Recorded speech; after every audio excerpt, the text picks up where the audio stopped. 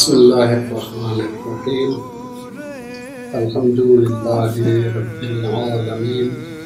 والصلاة والسلام علی خاتم النبیین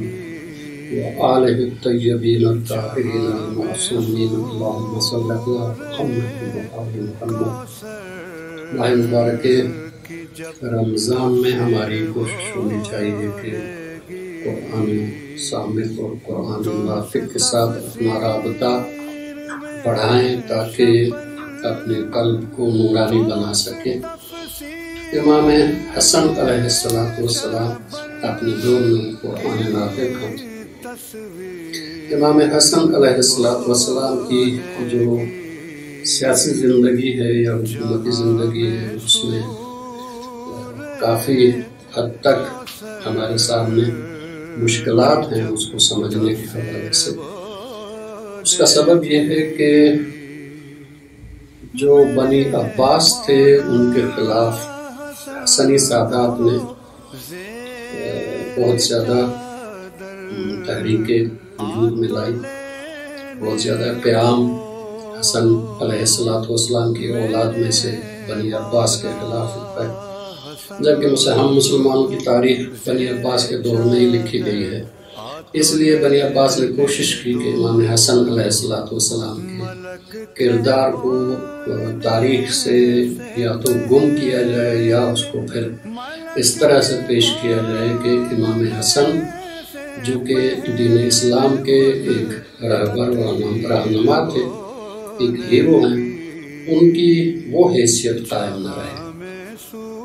اسی لیے ہم دیکھتے ہیں کہ امام حسن علیہ السلام کی صلح کے جو شرائط ہیں وہ تاریخ سے غائب ہیں۔ ادھر ادھر سے جمع کریں تو تھوڑا بہت آئیڈیا مل جاتا ہے، لیکن یہ اسلامی تاریخ کا بہت اہم باب تھا، لیکن وہ تاریخ جو کہ بنی عباس کے دور میں لکھی گئی، چونکہ اگر صلح نامہ صحیح طور پہ تاریخ میں آ جاتا تو یہ ایک بہت بڑی فتح ہے اسلام کی اور امام حسن کی،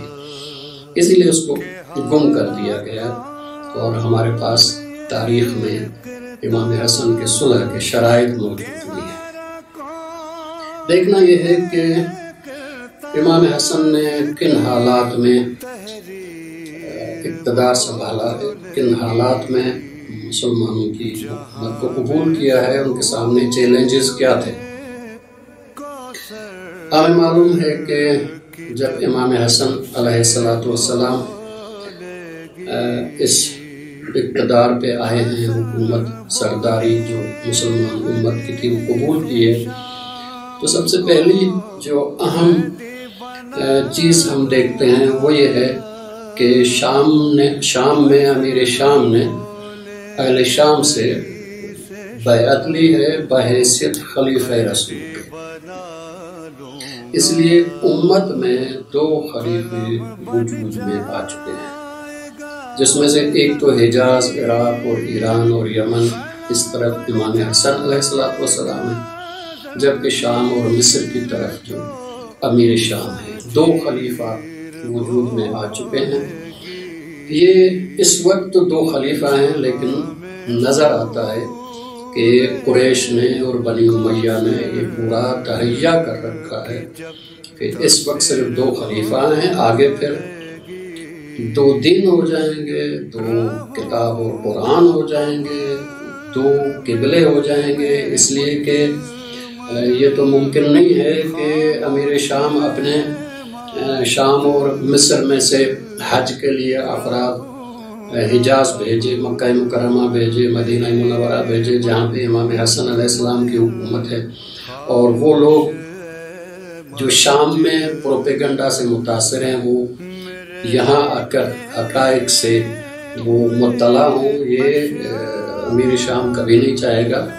اس لیے اس نے بیت المقدس کو ایک الٹرنیٹ کے طور پہ سامنے لانا شروع کر دیا تھا بنی امیہ نے۔ اس لیے اس وقت دو خلیفہ ہیں، لیکن یہ دو امتیں بن گئی ہیں۔ لازمی طور پہ دو دین بن جائیں گے، لازمی طور پہ دو قبلے بن جائیں گے، لازمی طور پہ 2 کتاب بن جائیں گے۔ امام حسن کے سامنے یہ سب سے بڑا چیلنج ہے کہ 2 امتوں کو واپس ایک امت امام حسن نے بنانا ہے۔ یہ پہلا چیلنج ہے جو امام حسن کے سامنے ہے۔ دوسرا چیلنج جو امام حسن کے سامنے ہے وہ یہ ہے کہ جب سے اسلام اس عرب کے سرزمین پہ آیا ہے تب سے یہ عرب جنگ و جدال میں مصروف ہیں، مسلسل یہ جنگوں میں رہ کے، اور خاص طور پر ایران کے ساتھ جو مقابلہ ہوا، شام کے ساتھ جو مقابلہ ہوا، پھر اندرونی جو محاذ لگا، اس کی بنیاد پہ اتنا زیادہ یہ عرب اپنے جہاد کے نام پہ افراد دے چکا ہے، شہید دے چکا ہے، مقتول دے چکا ہے کہ اب یہ تھک گیا ہے۔ اس لیے ان کو سکون کی ضرورت ہے، کچھ عرصہ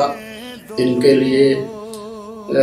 معاشرے میں امن کی ضرورت ہے۔ یہ دوسرا چیلنج ہے جو امام حسن کے سامنے ہے۔ اس میں یہ بھی یاد رکھیں کہ امیر المومنین علی بن ابی طالب علیہ السلام کی زندگی کا جو آخری سال تھا اس میں امیر شام چھوٹے چھوٹے لشکر بناتا تھا، اور وہ چھوٹے چھوٹے لشکر حملہ کرتے تھے، کبھی مدینہ پہ، کبھی مکہ پہ، کبھی یمن کی طرف، کبھی عراق کی طرف، اور وہ لوٹ مار کر کے پھر واپس چلے جاتے تھے۔ ان کو تاریخ میں غارات کہا گیا ہے، غارت گریاں۔ اس وجہ سے کوئی ایسا شہر کوفے کے علاوہ نہیں رہا تھا کہ جو محفوظ ہو۔ لوگ رات تو ایک طرف، دن کو سونے کے حوالے سے